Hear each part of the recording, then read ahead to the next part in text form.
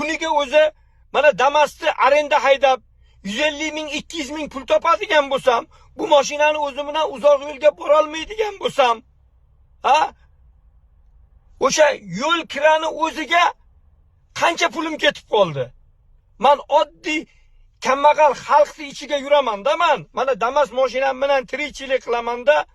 Mana bu Qo'yliq, Vodnik yoki bo'lmasa mana Bektemir Ro'di, O'rta Saroy, shu tomonlarga mashinam bilan endi bir tirikchilik qilib odam toshib qatnayman. Shu yerlarga 1000 so'm pul odamlarga boki ziyodroq aytsang, voy dod devoradi, insofing bormi devoradi. O'sha nima uchun 1000 so'mni ustidan talashamiz?